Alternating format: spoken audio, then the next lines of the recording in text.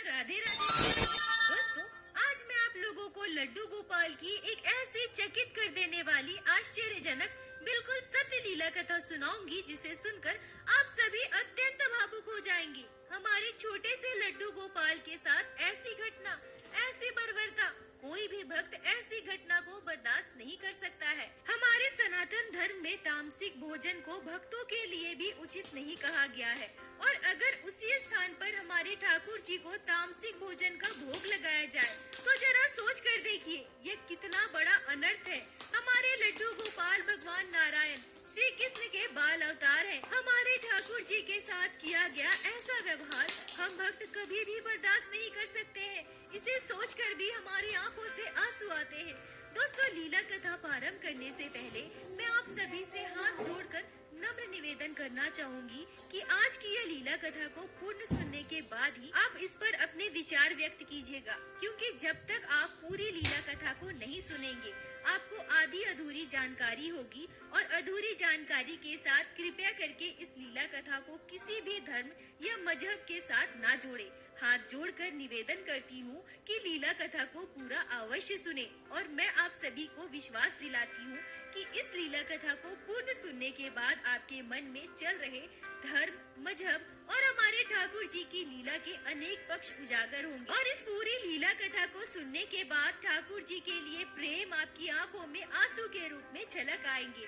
आप चाहकर भी अपने आंसू नहीं रोक पाएंगे। तो वीडियो को पूरा अवश्य देखिएगा दोस्तों। आशा करती हूँ आज की यह लीला कथा आपके हृदय को स्पर्श करेगी। दोस्तों, आज की यह लीला कथा हमारे साथ शेयर की है झारखंड के धनबाद में रहने वाली रीता मुखर्जी जी ने। रीता जी हमसे कहती हैं कि मेरी शादी को 13 साल हो गए हैं। मेरा ससुराल और मायका यही झारखंड धनबाद में ही है। मैं बचपन से ही अपने मायके में लड्डू गोपाल की सेवा करती हूँ। लड्डू गोपाल मुझे बहुत अच्छे लगते हैं। उनके लिए मेरे मन में अगाध श्रद्धा और भक्ति है। बाल गोपाल के बिना मैं एक पल भी नहीं रह सकती।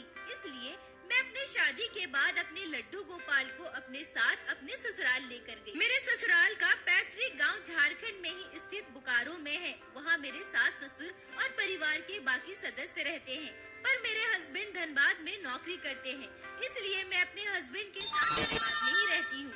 क्योंकि मेरे हस्बैंड सरकारी नौकरी करते हैं, इसलिए हम यहाँ धनबाद में सरकारी क्वार्टर में रहते हैं। क्योंकि यहाँ सभी लोग अलग अलग राज्यों से नौकरी करने के लिए आए हैं, इसीलिए हमारे आसपास के सभी क्वार्टर्स में अलग अलग धर्म और अलग अलग जाति के लोग रहते हैं। हमारे आस पड़ोस का वातावरण बहुत अच्छा है। सभी एक दूसरे के साथ मिलजुल कर रहते हैं। आज मुझे वहाँ रहते हुए 13 साल हो गए हैं।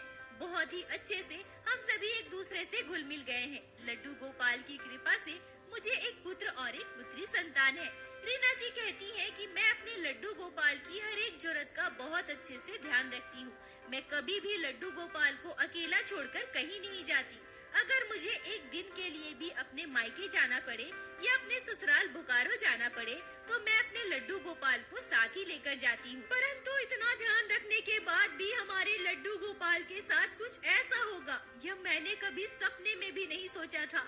एक भक्त जो अपने लड्डू गोपाल को अपने प्राणों से भी ज्यादा प्रेम करता हो, जो अपने लड्डू गोपाल की हर एक छोटी सी छोटी जरूरत का ध्यान रखता हो, उससे इतनी बड़ी गलती कैसे हो सकती है। मेरी एक भूल की वजह से मेरे लड्डू गोपाल के साथ इतना बड़ा अत्याचार हुआ है। ऐसी घटना घट गई, यह सोचकर भी मेरी रूह कांप जाती है। रीना जी कहती है कि जैसा मैंने आप सभी को बताया कि हमारे सारे पड़ोसी एक दूसरे के साथ मिलजुल कर रहते हैं। हमारे आस पड़ोस में हर एक धर्म और जाति के लोग भी रहते हैं। मेरे पड़ोस में एक मुस्लिम परिवार भी रहता है। उस मुस्लिम परिवार की महिला, उसका नाम साइजदा है, वो बहुत अच्छी है। उसके हस्बैंड और मेरे हस्बैंड साथ में नौकरी करते हैं। उसके भी 2 बच्चे हैं। रीना जी कहती हैं कि अब मैं आप लोगों को जो घटना बताने वाली हूँ, जिससे मेरे लड्डू गोपाल के साथ इतनी बड़ी घटना घट गई, वो आज से लगभग 4 साल पहले की है। उस समय मेरी बेटी की उम्र 8 साल और मेरे बेटे की उम्र 6 साल थी। वो मुस्लिम परिवार हमारे पड़ोस में उसी समय शिफ्ट हुए थे। लगभग उन्हें 6-7 महीने ही बीते होंगे। इन 6-7 महीनों में उनसे मेरी अच्छी जान पहचान हो गई थी। हम दोनों एक दूसरे के घर आना जाना करते थे। उनके बच्चे मेरे बच्चों के साथ खेलने हमारे घर आते थे और मेरे बच्चे भी उनके घर जाते थे। साइजदा हमारे घर आने जाने लगी। वो बहुत अच्छी और मिलनसार स्वभाव की महिला है और उसमें सबसे अच्छी बात मुझे यह लगती थी कि वो हमारे धर्म का बहुत सम्मान करती थी। आजकल जहां हमारे समाज में हिंदू मुस्लिम के नाम पर हर जगह राजनीति की जा रही है, कई बार अनेक जगह से अलग अलग तरह की घटनाएं सुनने को मिलती है, जिसे सुनकर बहुत दुख होता है। वही हमने साइजदा और उसके हस्बैंड के मन में हमारे धर्म के लिए इज्जत देखा। इन 6-7 महीनों के बीच ही हमारे कई त्योहार आए, वो भी खुशी खुशी हमारे त्योहार में शामिल हुए, हमारे ठाकुर जी के आगे शीश झुकाया, उनसे आशीर्वाद लिया। दोस्तों, जहां हम अपने देश में धर्म निरपेक्षता की बात करते हैं, वहां हमारे देश में हर एक धर्म के लोगों को एक दूसरे के धर्म का सम्मान करना चाहिए। साइजदा जी और उनके हस्बैंड दोनों बहुत अच्छे थे। हमें जब भी इस तरह की किसी भी घटना के बारे में पता चलता था जिसमें हिंदू मुस्लिम के बीच धर्म के नाम पर कई घटनाएं घट जाती है जो हमारे देश के आंतरिक माहौल को खराब करती है, इस तरह की घटनाओं पर साइजदा जी और उनके हस्बैंड दोनों ही गलत का विरोध करते थे और वो यह भी कहते थे कि हम धर्म से भले ही मुस्लिम हैं, पर हम दूसरे धर्मों का भी उतना ही सम्मान करते हैं। ईश्वर एक है और हम कभी भी उनमें भेदभाव नहीं करते। रीना जी कहती है कि जब साइजदा जी पहली बार हमारे घर आई थी और पहली बार उन्होंने हमारे लड्डू गोपाल को देखा था, तो लड्डू गोपाल का सुंदर स्वरूप देखकर उनका भी मन मोह गया था। पहले तो साइजदा ने मुझसे पूछा कि ये कौन है और आप इनके लिए इतना सब कुछ क्यों कर रही हैं? फिर मैंने जब उसे लड्डू गोपाल के बारे में संपूर्ण रूप से समझाया तो उसे बहुत अच्छा लगा। वो कहने लगी, अरे वाह दीदी, मुझे तो इतना सब कुछ बिल्कुल भी पता नहीं था और सच कहूँ तो आपके लड्डू गोपाल बहुत प्यारे हैं। रीना जी कहती हैं कि मैंने कई बार अपने लड्डू गोपाल की कई लीलाओं को अनुभव किया है और जब भी मैं साइजदा को अपने बाल गोपाल की उन लीलाओं को बताया करती थी तो साइजदा आश्चर्य हो जाती थी और मैंने यह भी महसूस किया है कि धीरे धीरे साइजदा के मन में भी लड्डू गोपाल के लिए प्रेम आ गया था। कितना उन पर विश्वास करती थी या उनके मन में भक्ति भाव कितना था, ये तो मुझे नहीं पता, पर हाँ, जब भी वो मेरे घर आती थी तो सबसे पहले लड्डू गोपाल के दर्शन करने हमारे घर के मंदिर में जरूर जाती थी और मुझसे यह जरूर कहती थी कि दीदी, आज तो आपके लड्डू गोपाल बहुत प्यारे लग रहे हैं, बहुत सुंदर लग रहे हैं। मुस्लिम होने के बावजूद साइजदा का परिवार वो सारी चीजें नहीं खाता था जिसका हमारे सनातन धर्म में कड़ी शब्दों में निंदा की गई है, जिसे हम अपराध समझते हैं। दोस्तों, आशा करती हूँ आप सभी मेरी बात को समझ गए होंगे। मैं उसे दोहराना नहीं चाहती और इस बारे में कोई बात नहीं करना चाहती।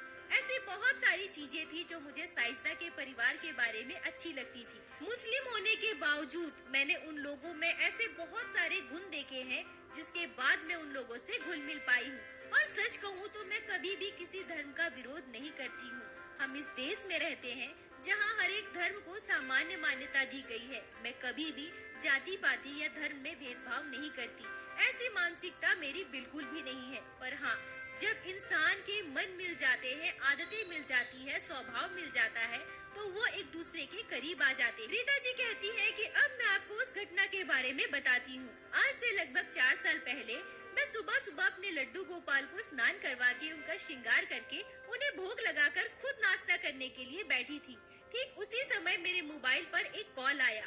कॉल मेरी भाभी का था। मेरी भाभी मुझसे कहती है कि रीता, मम्मी चक्कर खाकर गिर गई है, मैंने उन्हें अस्पताल में एडमिट करवाया है, अगर हो सके तो आप अस्पताल आ जाओ। रीता जी कहती है कि मैं भाभी की कॉल सुनकर घबरा गई, क्योंकि मेरे भैया बाहर जॉब करते थे। मेरे पापा अपने बिजनेस के काम से शहर से बाहर गए थे और इस समय मेरी मम्मी की तबीयत इतनी कैसे बिगड़ गई कि उन्हें अस्पताल में एडमिट करवाने की नौबत आ गई। मैं बहुत घबरा गई। मेरे हस्बैंड भी ऑफिस गए थे, मेरे बच्चे भी स्कूल गए थे, मैं घर पर बिल्कुल अकेली थी। मैंने अपनी भाभी से कहा कि भाभी आप परेशान मत होइए, मैं थोड़ी ही देर में डायरेक्ट अस्पताल पहुंचती हूँ। पर मेरे सामने उस समय सबसे बड़ी समस्या यह थी कि मेरे दोनों बच्चे स्कूल गए हुए थे और मैं अस्पताल जा रही थी। अपने साथ अपने लड्डू गोपाल को भी लेकर नहीं जा सकती। मैं बहुत बड़ी दुविधा में फंस गई थी। अगर मैं अपने बच्चों का इंतजार करूंगी तो दोपहर के 2-2:30 बज जाएंगे। ठीक उसी समय साइजदा किसी काम से मेरे घर आती है। मैं परेशान थी, अपने मम्मी के लिए रो रही थी और इधर ये सब सोच रही थी कि मैं अपने मम्मी के पास कैसे जाऊं। मुझे इतना परेशान और दुखी देखकर साइजदा मुझसे पूछती है कि क्या हुआ दीदी, आप रो क्यों रही है? आप ठीक तो है ना? कोई बात है क्या? अब बताइए मुझे। मैं रोते हुए साइजदा से पूरी बात कहती हूँ। साइज़दा मुझसे कहती है कि दीदी आप बिल्कुल भी परेशान मत होइए, मैं हूँ ना, बच्चों का ध्यान मैं रख लूंगी। आप अस्पताल जाओ, जाकर देखो, वहाँ आपकी जरूरत होगी। रीता जी कहती है कि साइज़दा की बात सुनकर मैं जल्दी जल्दी तैयार होकर अस्पताल के लिए निकल जाती हूँ। अस्पताल पहुँचकर मैं देखती हूँ कि मेरी मम्मी को स्लाइन चढ़ाया गया है। डॉक्टर से बात करने पर पता चला कि मेरी मम्मी की बीपी बहुत बढ़ गई थी और इसी वजह से वो चक्कर खाकर गिर गई है। पर लड्डू गोपाल की कृपा से सब कुछ ठीक था। डॉक्टर ने कहा कि कुछ घंटे के बाद आप इन्हें लेकर घर जा सकती है। रीता जी कहती है कि तभी अचानक मेरे मन में मेरे लड्डू गोपाल का ख्याल आया। मैं हाथ जोड़कर आंखें बंद करके अपने लड्डू गोपाल से कहती हूँ कि हे गोपाल, आप पर मुझे पूर्ण विश्वास है, आप कभी भी हमारा बुरा होने नहीं देंगे, आप हमारे साथ है। रीता जी कहती है कि इतना सोचते ही अगले ही पल मेरे मन में यह बात आई कि ये क्या, मुझसे इतनी बड़ी गलती कैसे हो गई, मैं इतनी बड़ी भूल कैसे कर सकती हूँ। मैंने अपने दोनों बच्चों के बारे में तो सोचा, मैं साइज़दा को उनकी जिम्मेदारी दे दी, पर मेरे लड्डू गोपाल का क्या? अपने बाल गोपाल के लिए तो मैंने दोपहर का भोग रखा ही नहीं है। मेरे छोटे से लड्डू गोपाल भूखे रहेंगे। अब मैं क्या करूं? मुझसे इतनी बड़ी भूल कैसे हो सकती है? मेरे लिए तो मेरे तीनों बच्चे एक समान है ना। मैं कैसी माँ हूँ जो अपने बच्चों के बीच भेदभाव कर दी। मैंने अपने दोनों बच्चों के बारे में सोचा और अपने छोटे से बाल गोपाल के बारे में याद तक नहीं रहा। रीता जी कहती है कि यह बात मेरे मन में आते ही मैं व्याकुल हो गई। अब मुझे कुछ भी अच्छा नहीं लग रहा था। मेरी आंखों से आंसू आने लगे। मैं समझ नहीं पा रही थी कि अब मैं क्या करूं। मैं यह सब सोच ही रही थी कि लड्डू गोपाल की लीला देखिए। तभी साइज़दा मुझे कॉल करती है। साइज़दा ने मुझे यह पूछने के लिए कॉल किया था कि मेरी मम्मी कैसी है। मैंने साइज़दा को पूरी बात बताई। मैंने उससे यह भी कहा कि शायद शाम तक मम्मी को छुट्टी मिल जाए। उसके बाद मैं साइज़दा से कहती हूँ कि साइज़दा, बच्चे स्कूल से आ गए क्या? क्या कर रहे हैं? साइज़दा मुझसे कहती है कि दीदी आप बिल्कुल भी परेशान मत होइए, बच्चे स्कूल से आ गए हैं। मैंने दोनों बच्चे के कपड़े भी बदल दिए हैं, उन्हें खाना भी दे दिया है। चारों बच्चे बैठकर खाना खा रहे हैं। आप बच्चों की चिंता बिल्कुल मत कीजिए। रीता जी कहती है कि मैं अपने आंसू नहीं रोक पाई। मैं साइज़दा से कहती हूँ कि साइज़दा, मुझसे बहुत बड़ी भूल हो गई है। तुम्हें पता है, मैंने अपने लड्डू गोपाल के लिए दोपहर का भोजन तो रखा ही नहीं है। मेरे छोटे से लड्डू गोपाल भूखे रहेंगे। मुझे बहुत बुरा लग रहा है, मुझे बहुत रोना आ रहा है। मैं क्या करूं? मैं यहाँ से जा भी नहीं सकती। मेरी बात सुनकर साइज़दा मुझसे कहती है कि दीदी, अगर ऐसा संभव हो तो क्या मैं ऐसा कर सकती हूँ? मैं आपके भगवान को स्पर्श तो नहीं कर सकती क्योंकि मैं मुस्लिम हूँ, पर मैं आपकी बेटी शिखा के हाथों लड्डू गोपाल को भोग लगवा दूँ। रीता जी कहती है कि साइज़दा की यह बात सुनकर मुझे बहुत खुशी हुई। मैं सोचने लगी कि अरे वाह, यह बात मेरे दिमाग में क्यों नहीं आई। मैं तुरंत साइज़दा से कहती हूँ कि हाँ साइज़दा, तुम ऐसा ही करो। अगर तुम ऐसा करोगे तो मुझ पर बहुत बड़ी कृपा होगी। साइज़दा मुझसे कहती है कि दीदी आप बिल्कुल भी परेशान मत होइए, आप अपनी मम्मी का ध्यान रखिए और लड्डू गोपाल की चिंता बिल्कुल मत कीजिए। मैं शिखा के हाथों भोग लगवा देती हूँ। रीता जी कहती है कि अब मैं निश्चिंत हो गई। मेरे सर से जैसे बहुत बड़ा भार उतर गया। मैं मन ही मन सोचने लगी कि साइज़दा कितनी अच्छी है, अलग धर्म होने के बाद भी हमारे भगवान को कितना मानती है। थोड़ी देर के बाद मुझे और मेरी भाभी को मम्मी से मिलने दिया गया। मेरी मम्मी अब ठीक थी। हमने मम्मी को नारियल पानी पिलाया, थोड़ा सा फल खिलाया। डॉक्टर ने बताया कि घबराने की कोई बात नहीं है, पेशेंट अब ठीक है, शाम तक आप इन्हें घर लेकर जा सकती है। तभी मेरी भाभी मुझसे कहती है कि रीता, आपने भी कुछ नहीं खाया होगा, चलिए ना हम दोनों जाकर कुछ खा लेते हैं। रीता जी कहती हैं कि मेरे मायके में बिल्कुल सात्विक भोजन बनता था। मैं अपने मायके में भी प्याज लहसुन का सेवन कभी नहीं की हूँ और ठीक उसी तरह से जब से मैं शादी होकर अपने ससुराल आई हूँ, मैंने कभी भी मांसाहार तो दूर की बात है, प्याज लहसुन भी नहीं खाया था। और मैं अपने घर के किचन में बने हुए खाने का भोग ही लड्डू गोपाल को भी लगाती थी। दोपहर 3:30 बज रहा था। मैं और मेरी भाभी वहीं अस्पताल के कैंटीन में खाना खाने गए। वहाँ लंच में खाने के लिए दाल, चावल, सब्जी, रोटी सब कुछ मिल रहा था। मैंने वहाँ पूछा कि सब्जी में प्याज लहसुन तो नहीं है ना? उन्होंने कहा कि नहीं, हमने सब्जी में कोई प्याज लहसुन नहीं डाला है। अलग से हमने मछली, मटन, चिकन बनाया हुआ है, जिसको खाना है वो खा सकता है। रीता जी कहती है कि हमने बिल्कुल सात्विक भोजन का ऑर्डर दिया, जिसमें प्याज लहसुन बिल्कुल भी नहीं था। पर तभी मेरे साथ एक आश्चर्य करने वाली घटना घटती है। मेरे आगे जब खाना परोसा जाता है और मैं जैसे ही पहला निवाला अपने मुंह में लेती हूँ, मुझे ऐसा लगा कि मैं अभी उल्टी कर दूंगी। मेरे पेट में जो भी है सब कुछ बाहर आ जाएगा। मुझे मुझे उस खाने में से बहुत ही गंदी बदबू आ रही थी। दोस्तों, यह तो आप सभी को पता होगा कि जो लोग मांसाहार करते हैं, प्याज लहसुन खाते हैं, उन्हें कभी किसी तरह की बदबू नहीं आती। पर जो लोग ये सब नहीं खाते हैं, उन्हें यह बदबू बहुत गंदी लगती है, बहुत बुरी लगती है। और रीता जी भी कहती हैं कि मुझे उस खाने में से प्याज लहसुन की गंदी बदबू आ रही थी। मेरा मन बिल्कुल भी खराब हो गया। मैं दौड़कर वॉश बेसिन में चली गई और अपना मुंह धोने लगी। उसके बाद मैं अपने भाभी के पास वापस आई। मेरी भाभी मुझसे कहती है कि क्या हुआ रीता, खाने में कुछ है क्या? मैं अपनी भाभी से कहती हूँ कि नहीं भाभी, खाने में तो कुछ नहीं है, पर बहुत गंदी बदबू आ रही है। आप देखो न खाकर, इसमें प्याज लहसुन की कितनी गंदी बदबू है। मेरी भाभी रोटी का निवाला अपने मुंह में लेती है, पर उन्हें किसी में भी किसी तरह की बदबू नहीं आ रही थी।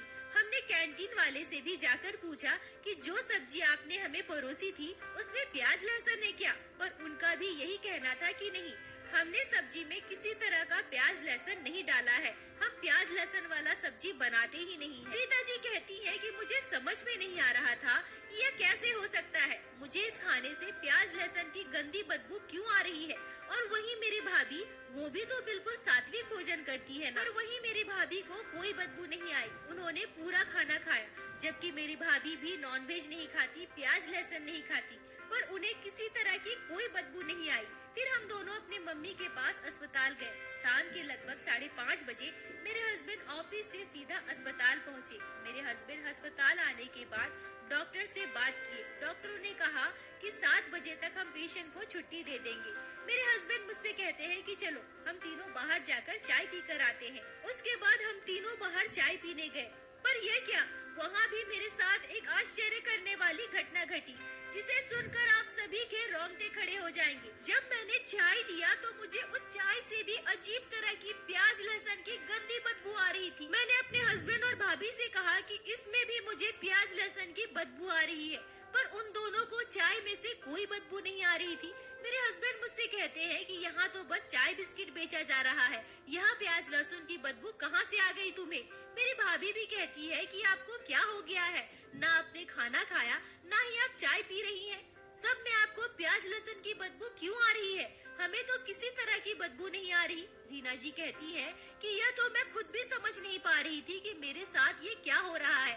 मैं अपने हस्बैंड से कहती हूँ कि मुझे चाय नहीं पीना, मुझे आप एक बोतल पानी खरीद दीजिए। और सबसे आश्चर्य करने वाली बात तो यह है कि उस पानी में से भी मुझे प्याज लहसुन की गंदी बदबू आ रही थी। ऐसा लग रहा था कि अभी मुझे उल्टी हो जाएगी, मैं अभी उल्टी कर दूंगी। अब मैं बहुत परेशान हो गई, मेरे साथ ये क्या हो रहा है, क्यों मैं कुछ भी खा नहीं पा रही हूँ। पर मैंने किसी से भी इस बारे में कुछ भी नहीं कहा और सीधा अपने मम्मी के पास चली गई। शाम के 7 बजे डॉक्टर आए। डॉक्टर ने मेरी मम्मी का चेकअप किया और फिर मेरी मम्मी को अस्पताल से छुट्टी मिल गई। मैं, मेरे हस्बैंड, मेरी भाभी मम्मी को लेकर मायके गए। मेरा एक भतीजा भी है, वो 14 साल का है। वो घर पर ही रुका था। मायके में मेरी मम्मी और अपनी भाभी को छोड़ने के बाद मैं और मेरे हस्बैंड सीधा घर आए। रीता जी कहती हैं कि वैसे तो हम अपने लड्डू गोपाल को घर पर अकेला छोड़कर कभी भी नहीं जाते, पर अगर कभी 1-2 घंटे के लिए भी घर से बाहर जाना हो तो मैं घर आकर सबसे पहले अपने घर के मंदिर में जाकर लड्डू गोपाल के दर्शन करती हूँ। पर क्योंकि मैं अभी अस्पताल से आई थी, इसलिए मैं अपने घर के मंदिर में नहीं गई। मैं सीधा बाथरूम चली गई और वहाँ से फ्रेश होकर स्वच्छ वस्त्र पहनकर मैं सीधा अपने घर के मंदिर में गई। पर मैं अपने मंदिर में जाकर जो दृश्य देखती हूँ, उसे देखकर मेरा कलेजा कांप जाता है। मेरी आंखें फटी की फटी रह जाती है। मैं मंदिर में जाकर देखती हूँ कि मेरे लड्डू गोपाल के आगे प्याज के पकोड़े और सॉस का भोग लगाया गया है। यह दृश्य देखकर मुझे ऐसा लग रहा था कि मेरे पैरों तले की जमीन खिसक गई है। मैं वहीं से जोर से अपने हस्बैंड को पुकारती हूँ। मेरे हस्बैंड दौड़कर मेरे पास आते हैं, क्योंकि साइजदा भी उस समय हमारे घर पर ही थी।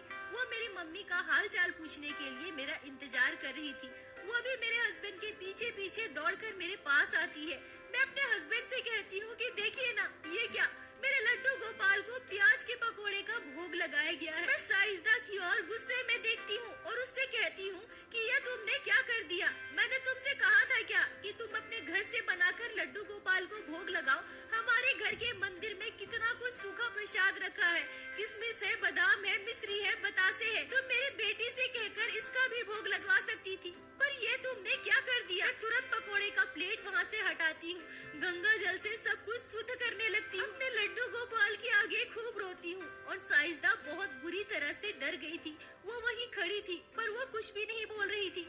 मैं अपने मन ही मन बड़बड़ा रही थी कि सब कुछ मेरी वजह से हुआ है, सब मेरी गलती है। मैंने इसे क्यों कहा कि मेरे लड्डू गोपाल को भोग लगवा दो। मेरे हस्बैंड मुझे समझाने की कोशिश कर रहे थे, मुझे चुप करवा रहे थे, पर मैं उस समय इतने गुस्से में थी कि मेरे मुंह से पता नहीं अनाप शनाप क्या निकल रहा था। मैं कहती हूँ कि नहीं, इसे सब पता है, ये सब जानबूझकर की है। क्या इसे पता नहीं है कि हम हिंदू हैं? हमारे देवी देवता को प्याज लहसुन का भोग नहीं लगाया जाता है। और मेरा इतना कहते ही साइंसदा फूट फूट कर रोने लगती है। वो मुझसे कहती है कि नहीं दीदी, आप यह गलत कह रही हैं, मुझे यह बिल्कुल भी पता नहीं था। अब कहती है ना दीदी कि मैं अपने किचन का बना हुआ लड्डू गोपाल को भोग लगाती हूँ, और मुझे लगा कि हम लोग भी तो नॉनवेज नहीं खाते हैं ना। आप तो हमेशा कहती थी ना दीदी कि लड्डू गोपाल छोटे बच्चे हैं, तो मुझे लगा कि हमारे बच्चे बैठकर इतना अच्छा अच्छा खाना खा रहे हैं, तो क्यों ना मैं लड्डू गोपाल के लिए गरम गरम पकौड़े बना दूं। दीदी, मैंने आपके लड्डू गोपाल को स्पर्श नहीं किया है, लड्डू गोपाल को मैंने बिल्कुल भी नहीं छुआ है। आप पूछ लो शिखा से, शिखा ने ही लड्डू गोपाल को भोग लगाया है। मुझसे बहुत बड़ी गलती हो गई है, अनजाने में मैंने बहुत गलत किया है। आप अपने ठाकुर जी से कहो ना, मुझे माफ कर दे। बस मैं यही सोच रही थी कि हमारे बच्चे अगर इतना अच्छा अच्छा खा रहे हैं, तो आपके लड्डू गोपाल को मैं मिश्री बतासे का भोग कैसे लगाऊं। इसलिए मैंने अपने हाथों से बड़े प्यार से पकोड़े बनाए थे दीदी। अगर मुझे इस बात का जरा भी ज्ञान होता तो क्या मैं ऐसा करती। मैं भले ही मुस्लिम हूँ, पर मैं अधर्मी नहीं हूँ। मेरे मन में भी ईश्वर के लिए श्रद्धा भक्ति है। मुझे पता है कि ईश्वर एक है। मेरे भी 2 बच्चे हैं दीदी। अगर मैं कुछ भी बुरा करूँगी, कुछ भी पाप करूँगी, तो कहीं न कहीं मेरे किए की सजा मेरे बच्चों को भी मिल सकती है। और क्या कोई भी माँ ऐसा चाहेगी कि उसके बच्चे के साथ कुछ भी गलत हो। आप अपने ठाकुर जी से कहो ना दीदी कि मेरी गलती की मुझे क्षमा दे दे। रीता जी कहती है कि साइंसदा की बात को मैं समझ पा रही थी, और मैं अपनी भूल को भी समझ गई थी कि इसमें कहीं न कहीं मेरी ही गलती है। मैं साइंसदा को पूरी तरह से सब कुछ अच्छे से समझाई ही नहीं। वो तो दूसरे धर्म की है ना, उसे हमारे धर्म के बारे में इतनी जानकारी कहाँ है।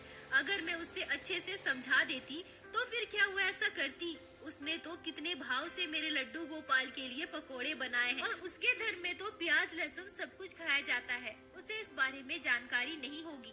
मैं तो इतने महीने से उसे देख रही हूँ, वो ऐसा जानबूझकर कभी कर ही नहीं सकती। वो तो हमारे हर एक धार्मिक त्योहार में बढ़ चढ़कर हिस्सा लेती है, हमारे देवी देवता को भी मानती है। वो ऐसा कैसे कर सकती है। रीता जी कहती है कि मैं साइंसदा को चुप करवाती हूँ और उससे माफी मांगती हूँ। कहीं न कहीं सब मेरी ही गलती थी। मैं साइंसदा को चुप करवाते हुए उससे कहती हूँ कि हमारे ठाकुर जी बहुत दयालु हैं। वो कभी भी किसी का बुरा नहीं करते, और तुम मुस्लिम हो, फिर भी तुम्हारे मन में मेरे लड्डू गोपाल के लिए इतनी भाव है। तुम चिंता मत करो, हमारे ठाकुर जी कभी भी तुम्हारा बुरा नहीं करेंगे। रीता जी कहती है कि साइंसदा अपने घर चली गई। उसके बाद जब मैं ठंडे दिमाग से अपने साथ घटे उन घटनाओं को याद करने लगी कि मुझे बार बार हर एक भोजन से लहसुन प्याज की बदबू क्यों आ रही थी, तो मैं इस घटना को पूरी तरह से समझ गई। मैं समझ गई थी कि यह मेरे लड्डू गोपाल का मुझे संकेत था। शायद वो मुझे बताना चाहते थे कि घर पर उन्हें प्याज लहसुन का भोग लगाया गया है। पर हम भक्त इतने नासमझ होते हैं, दुनिया के मोह माया में इस तरह से जकड़े होते हैं कि हम अपने ठाकुर जी के उन संकेतों को, उन इशारों को समझ ही नहीं पाते, उन लीलाओं को अनुभव ही नहीं कर पाते। रीता जी कहती है कि उस दिन के बाद साइंसदा बहुत डर चुकी थी, बहुत दुखी थी। वो बार बार मुझसे माफी मांगती थी। मेरा मन जानता है कि साइंसदा जानबूझकर ये सब कभी नहीं कर सकती। साइंसदा के परिवार के साथ रहते हुए 5 साल हो गए हैं, और सच कहूँ तो इन 5 सालों में मैं उसके परिवार को बहुत अच्छे से जान गई। मुझे ऐसा महसूस होता ही नहीं कि वो दूसरे धर्म से है, क्योंकि वो लोग बहुत अच्छे हैं। और मैंने ऐसा परिवार बहुत कम देखा है जो मुस्लिम होने के बाद भी हमारे सनातन धर्म को इतना मानते हैं, इतना सम्मान करते हैं, मेरे लड्डू गोपाल से बहुत प्रेम करते हैं। मुझे हमेशा वो कहा करती है कि आपके लड्डू गोपाल बहुत सुंदर है। मैं जब भी लड्डू गोपाल के लिए शॉपिंग के लिए जाती हूँ तो वो भी मेरे साथ जाती है, और वो मेरे लड्डू गोपाल के लिए पोशाक, ज्वेलरी और तरह तरह की चीजें गिफ्ट भी करती है। रीता जी कहती हैं कि लड्डू गोपाल ने मेरे साथ इतनी बड़ी लीला की, इतना बड़ा चमत्कार किया। इस घटना के बाद मैं समझ पाई कि मेरे लड्डू गोपाल साक्षात मेरे घर में विराजित है और मेरे साथ है। मैं लड्डू गोपाल से बस यही प्रार्थना करूंगी कि हे मेरे ठाकुर जी, मेरे लड्डू गोपाल ऐसे ही अपनी कृपा दृष्टि हम सभी पर बनाए रखे। रीता जी, आपका बहुत बहुत धन्यवाद जो आपने लड्डू गोपाल की इस आश्चर्य करने वाली अद्भुत घटना को हमारे साथ शेयर की, जिसे मैं हमारे चैनल के माध्यम से बाकी सारे भक्तों तक पहुंचा सकी। अपना साथ और प्यार ऐसे ही बनाए रखे।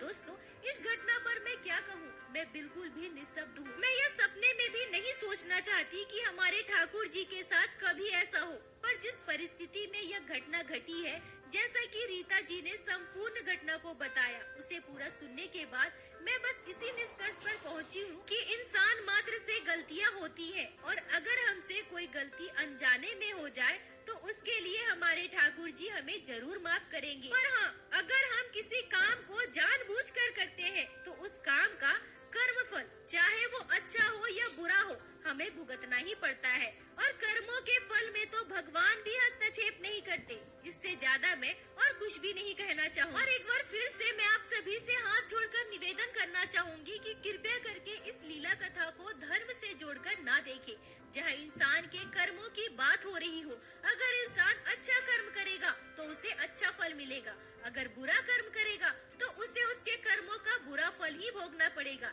चाहे वो किसी भी धर्म, किसी भी जाति से हो। और दोस्तों, मेरे साथ एक बार